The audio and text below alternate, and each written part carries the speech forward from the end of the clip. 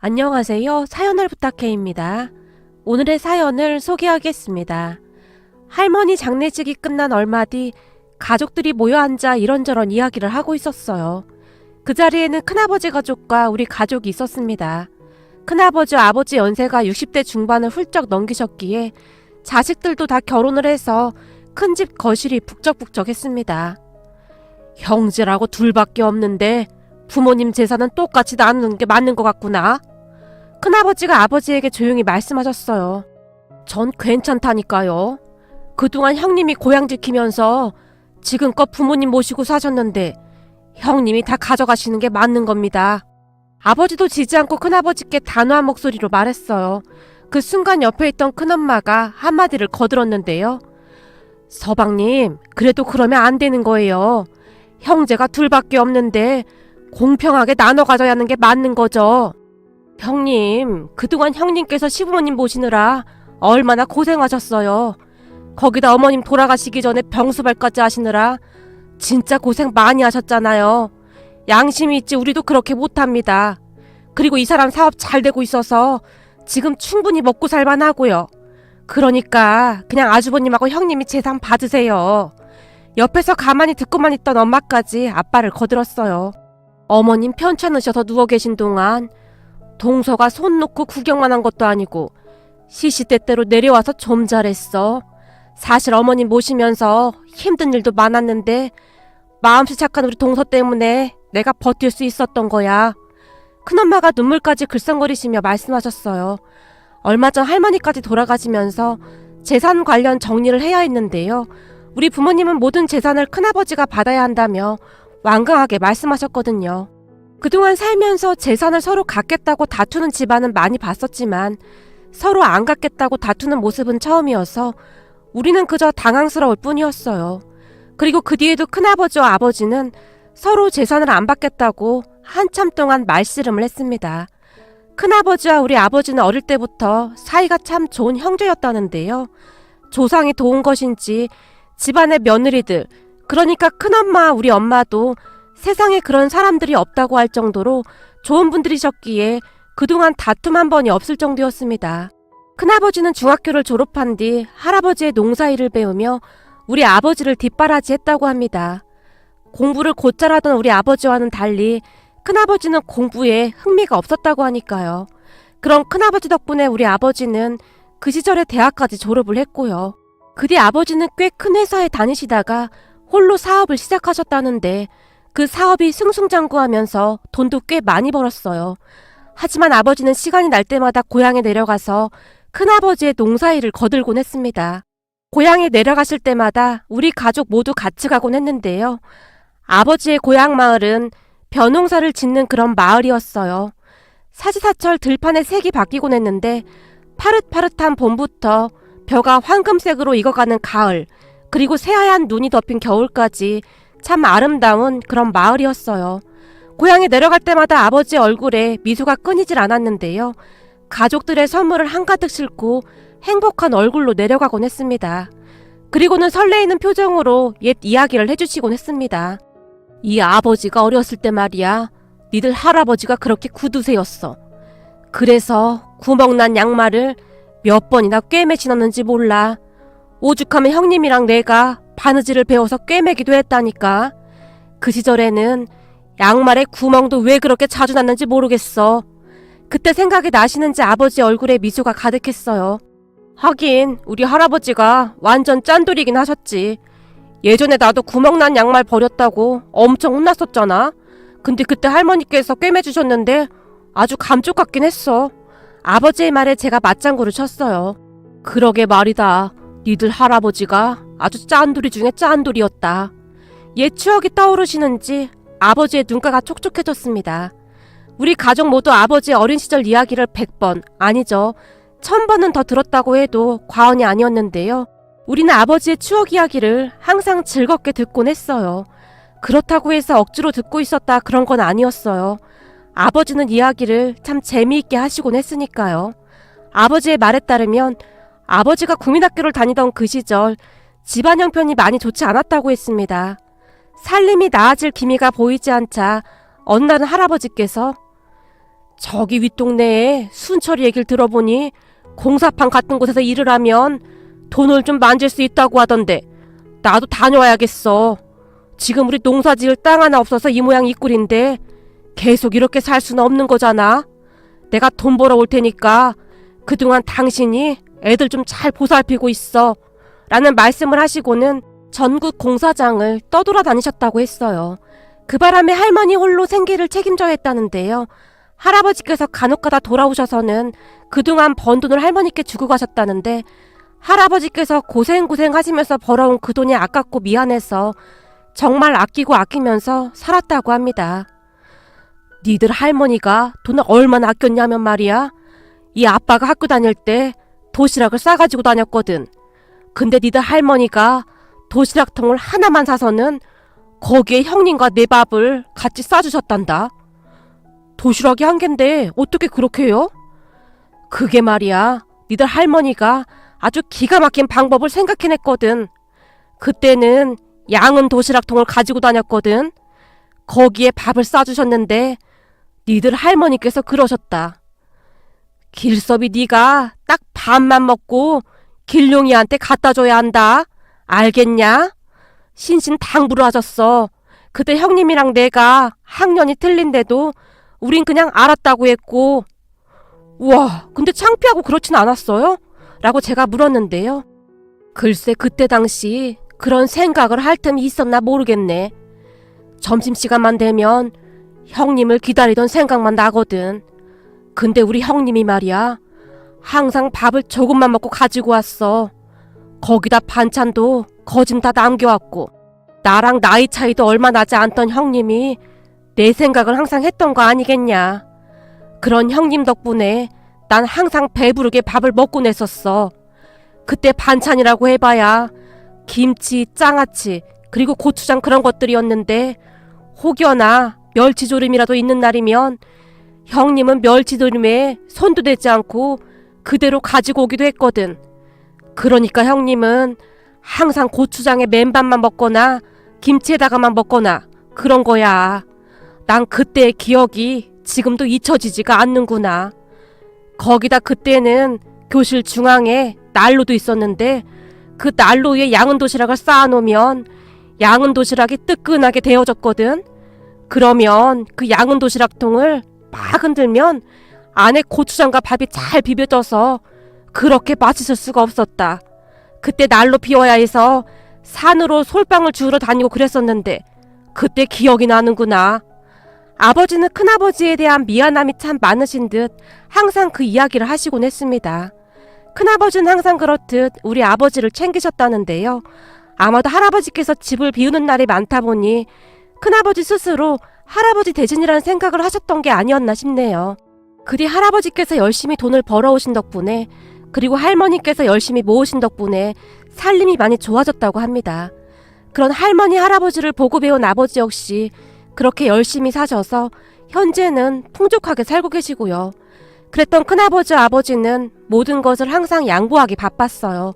그날도 역시 서로 할아버지의 재산을 받지 않겠다고 그러고 있었으니까요.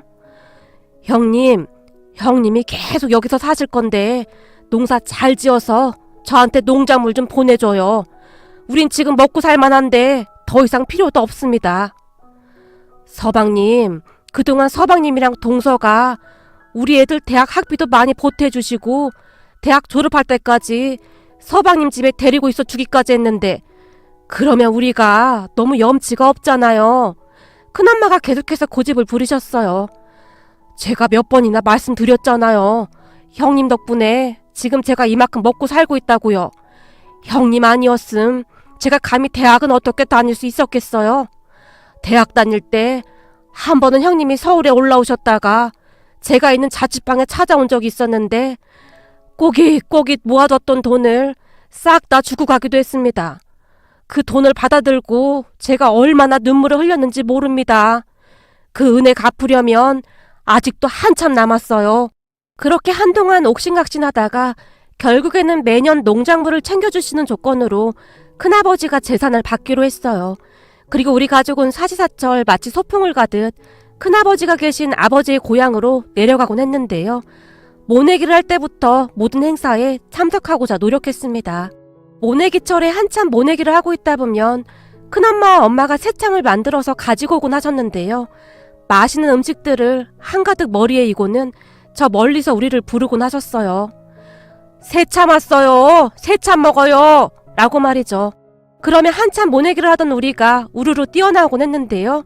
형수님 오늘은 뭐예요? 아버지가 잔뜩 기대한 채 물었어요. 서방님 좋아하는 것들을 해왔어요. 큰엄마가 가지런히 놓여있던 양은 도시락통을 꺼내서 하나씩 건네주시곤 하셨는데요. 이야, 난 이 양은 도시락이 그렇게 좋더라. 이 도시락통에 밥을 먹으면 입맛이 돈다니까. 와, 분홍 소시지도 있네요. 멸치조림도 있고. 아버지가 마치 아이마냥 좋아서 어쩔 줄을 몰라 하셨어요. 우리 어머님 살아계셨을 때 제가 그 멸치조림이랑 김치볶음 배워둔 거잖아요.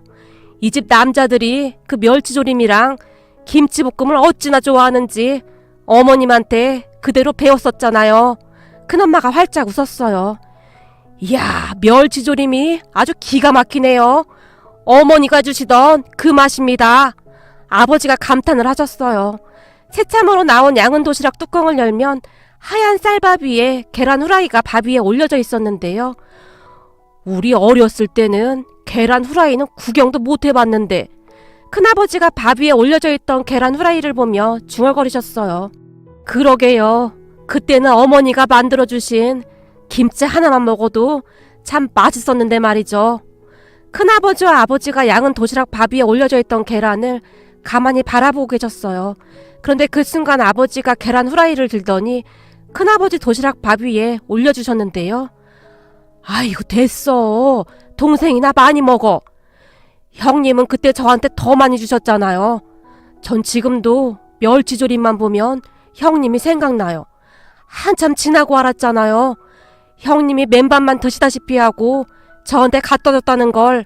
그건 동생 키가 작아도 너무 작았었잖아. 그때 누가 그러더라고. 멸치 먹으면 키가 큰다고. 그래서 그랬던 거야. 큰아버지가 쑥스러우신 듯 미소 지으셨어요.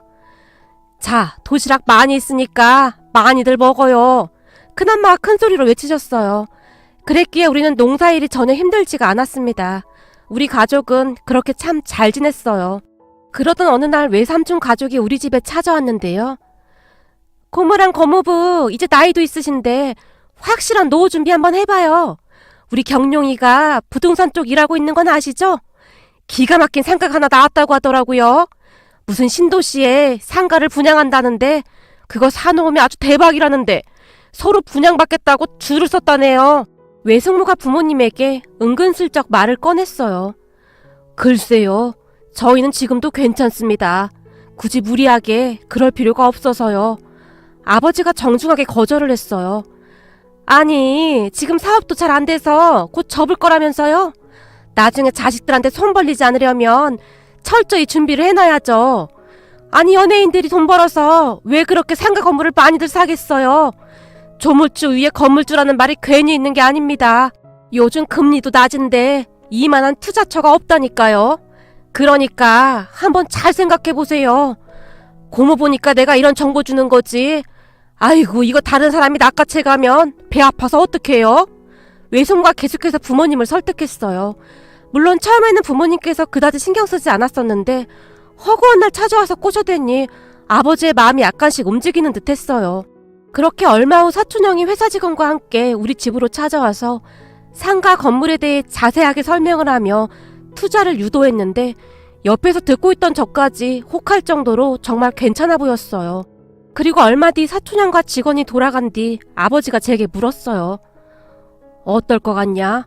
사실 요즘 사업도 신통치 않고 그냥 접을까 하는데 저런 상가 건물 하나 사서 세 받는 것도 나쁘지는 않을 것 같은데 말이야. 그러게요. 설명 들어보니 나쁘지는 않은 것 같네요. 그냥 돈으로 가지고 있는 것보다 상가에 묶어두면 안심도 되고요. 그리고 경룡이 형이 하는 건데 뭐 큰일이야 있겠어요. 저는 항상 바쁘게 살아오신 부모님께서 이제는 상가 월세 받으며 노후를 좀 편안히 지내시길 바랬으니까요. 그쯤에서 아버지는 그 상가 분양에 푹 빠져 계셨습니다. 여보, 근데 잘 알아봐야 하지 않겠어? 아무리 그래도 너무 성급한 것 같은데. 엄마가 아버지에게 조심스레 말했어요. 괜찮아. 다른 사람도 아니고 경룡이가 다 알아서 해주는 건데 좀 좋은 걸로 소개해줬겠어. 당신도 이제 건물주 마누라 되는 거야. 내가 살짝 다녀왔는데 상가자리도 아주 좋더라고. 이미 상가 건물에 푹 빠져 있었던 아버지에게는 아무것도 들리지 않는 듯 했습니다. 하지만 엄마만이 약간은 걱정하시는 듯 했는데요. 엄마, 뭘 그렇게 걱정해? 우리 전 재산이나 다름없는 돈인데 그 돈으로 투자를 한다고 하니까 그렇지. 엄마 입장에서는 걱정이 되는구나. 거기다 너도 알다시피 네 아버지가 뭐에 한번 빠지면 그냥 정신을 못 차리잖니. 물론 그렇게 해서 지금 우리가 이만큼 먹고 살고 있긴 하지만 그래도 지금은 우리 나이도 있고 조심해야 하는 거 아닌가 싶어서. 그리고 네 아빠는 너무 착해 빠져서 친척들 말이라면 너무 잘 믿는 게 문제야. 에이, 경룡이 형이 설마 우리한테 사기치겠어? 경룡이 형 대학 학비도 엄마 아버지가 거의 다 해줬잖아. 그래서 고마워서 그런다고 하던데. 옛날에 받았던 은혜 다 갚을 거라고. 그러니까 너무 걱정하지 마. 그렇게 아버지와 저는 전혀 의심조차 하지 않았습니다. 그러던 어느 날 큰아버지께서 아버지에게 전화를 하셨어요. 동생, 내가 요즘 꿈자리가 아주 안 좋은데 혹시 무슨 일 있는 거 아닌가? 일이요? 아니요, 별일 없는데요. 무슨 꿈인데 그러세요? 그게 말이야, 꿈에서 동생이 비에 흠뻑 젖은 채 덜덜 떨면서 형님, 형님 하면서 울고 있지 않았겠는가? 지금 며칠째 그래서 내가 자다가 벌떡벌떡 일어나고 있구만. 이상하네. 진짜 별일 없는데. 형님, 너무 걱정하지 마세요. 아무 일도 없으니까. 아버지가 큰아버지를 달래서 전화를 끊었어요. 그런데 옆에서 전화통화하는 것을 듣고 있던 엄마가 걱정스레 물었어요. 왜? 아주버님께서 뭐라고 하시는데? 아니, 요즘 형님 꿈자리가 안 좋다고 나한테 무슨 일 있냐고 물어보시네. 별일이네. 형님이 웬만하면 전화해서 그런 얘기 잘 안 하시는 분인데. 아버지도 찝찝했던 모양으로 낯빛이 어두워져 있었어요. 여보, 그 상가 건물 사는 거 말이야. 다시 한번 잘 확인해봐야 하지 않을까? 난 왜 이렇게 불안하지? 나도 요즘 꿈자리가 뒤숭숭하고 좀 그렇네. 참나, 다들 왜 이러는지 모르겠네. 그때쯤 아버지도 조금씩 걱정을 하시는 듯 했는데요. 걱정이 되어 사촌형을 자주 만나고 오곤 하셨거든요. 괜찮대. 내가 다시 확인해봤어. 큰 문제 없을 거야. 아버지는 사촌형을 그저 철석같이 믿고 있는 것 같았어요. 그런데 사람 일 참 모르는 것이라고. 그런 사촌형이 우리한테 사기를 칠지 누가 알았겠습니까? 정말 아슬아슬하게 그 계획이 들통나게 되었는데요. 그 뒤에도 계속 꿈자리가 좋지 않았던 큰아버지가 제게 전화를 하셨거든요. 혹시 네 아버지 사업에 무슨 문제 있는 거 아니냐? 아버지 사업이야. 원래부터 접으려고 했던 거라 그건 큰 문제될 건 없는데요. 그 사업 접고 무슨 상가를 사신다고 지금 좀 바쁘긴 하세요. 엄마가 조금 걱정하시긴 하던데 아버지가 괜찮다고 큰 소리 치시던데요. 아무리 봐도 뭔가 이상하구나. 큰아버지께서 긴 한숨을 쉬시며 전화를 끊으셨어요. 그런데 얼마 뒤 큰아버지의 아들, 그러니까 사촌형이 불이 나게 집으로 쫓아왔습니다. 작은아빠, 그 상가 분양받으면 안 돼요. 우리 아버지가 저보고 계속 알아보라고 하셔서 제가 혹시나 해서 다 알아봤는데 그거 사기예요. 거기에 작은아빠만 얽혀있는 게 아니라 여기저기 지금 사기당한 사람이 한둘이 아니에요. 사실 사촌형이 경찰관으로 근무를 하고 있었기에 여기저기 물어봐서 확인을 한 모양이었어요. 뭐? 사기? 설마 조카가 고모부를 상대로 사기를 쳤겠니? 그거 우리 처조카가 알아봐 준 건데 내가 거기 사무실까지 다녀왔었어. 사무실도 아주 삐까번쩍하더라고. 그거 다 사기예요. 그러니까 우선 그 조카가 와서 말하면 모른 척하고 계세요. 사촌형의 얼굴이 꽤 심각해 보였어요. 아니 근데 넌 어떻게 알고 확인해 본 거야? 아버지가 하루가 멀다고 계속 전화를 하셨어요. 요즘 이것 때문에 잠도 잘 못 주무신다고 하시면서 잘 좀 알아보라고요. 그냥 건성으로 알아보기 시작한 건데 아주 작정을 하고 사기치려고 했더라고요. 허위 계약서를 작성해서 상가 분양 사기를 치는 건데 주변 시세보다 엄청 저렴하게 분양한다고 광고해놓고 돈 입금받고 입점 시기가 돼서 분양 사무실로 찾아가면 텅텅 비어있고, 게다가 한 상가에 여러 명을 계약하기도 하는데요. 그렇게 한탕 제대로 하고 잠적하는 건데 아주 악질 중에 악질이라고 하더라고요. 작은 아빠 처조카 친구를 조사하다 보니 예전에 부동산 사기 전과도 있더라고요. 그래서 알게 됐어요. 그 말에 우리 가족 모두가 넋이 나가고 말았는데요. 아니, 다른 사람도 아니고 외삼촌 가족이 우리한테 어떻게 그럴 수가 있는 것인지 이해할 수가 없더라고요. 그렇잖아요. 아무리 그래도 그렇지 어떻게 가족한테 그럴 수가 있단 말입니까? 그렇게 여기저기 알아보니 저희 아버지뿐만 아니라 먼 친척들에게조차 이런 식으로 사기를 치려고 친척들을 만나보고 있었다는데, 모두들 저희 얘기를 듣고는 기겁을 하고 외삼촌 집으로 다 같이 쫓아갔답니다. 그 바람에 외삼촌이 모른 척하고 사촌형을 불렀다는데요. 사촌형이 집 안으로 들어서자마자 친척분 한 분이 사촌형의 깃방망이를 날려버렸답니다. 너희 놈, 사실대로 말 안 하면 감방에 쳐넣어 버릴라니까 당장 사실대로 말해. 그 바람에 집안이 난장판이 됐고요. 그렇게 사촌형이 다 털어놓은 이야기에 의하면 그동안 회사 다니면서 모아놓았던 돈을 주식으로 다 날렸다고 하네요. 그런데 그걸 만회해보려고 평소 알고 지내던 부동산 사기꾼 친구랑 제대로 한탕해서 사기친 돈을 가지고 해외로 잠적할 생각이었답니다. 그 바람에 친척들의 배신감은 어마어마했는데요. 외숙모까지 같이 그 범죄에 가담한지라 외삼촌조차도 모르고 있었다고 하네요. 그렇게 외숙모는 집에서 쫓겨났고 얼마 후에 이혼까지 당했습니다. 세상에, 모자가 외삼촌이 살던 집까지 몰래 처분해서 도망갈 생각이었다는데요. 그 이야기를 들으며 모두가 혀를 내두를 정도였어요. 거기다 사기 규모가 꽤 컸다고 하는데요. 우리 친척들은 계약 직전에 경찰인 사촌형이 알아봐줘서 큰 피해가 없었지만 이미 피해를 본 사람들이 꽤 많았다고 합니다. 결국 외사촌형은 그 사기꾼과 함께 구속되었습니다. 아니, 우리한테 어떻게 그럴 수가 있어? 거봐, 내가 뭐라고 했어? 뭔가 계속 찝찝하다고 했잖아. 아주버님 아니었으면 어쩔 뻔했어. 그러게 말이야. 형님 아니었으면 진짜 큰일 날 뻔했네. 아버지가 놀란 채 말을 잇지 못할 정도였어요. 그렇게 우리 가족이 큰 댁으로 내려가게 되었고 큰아버지께 몇 번이나 감사 인사를 드렸는지 모르겠네요. 형님, 이 못난 동생이 맨날 형님 걱정만 끼치네요. 아니야, 나라고 뭘 알고 그랬겠어? 내가 뭘 알아야 도와주지. 마음만 급하길래 내가 우리 아들 보고 확인 좀 해보라고 한 거야. 그래도 일찍 알았으니 다행이지. 큰아버지께서 몇 번이나 다행이라고 말씀을 하시며 아버지의 손을 꼭 잡아주셨어요. 그 모습을 보며 친가 가족들과 외가 가족들이 어쩜 이리도 다른 것인지 씁쓸한 마음까지 들었는데요. 그리고 힘든 일 있으면 말해.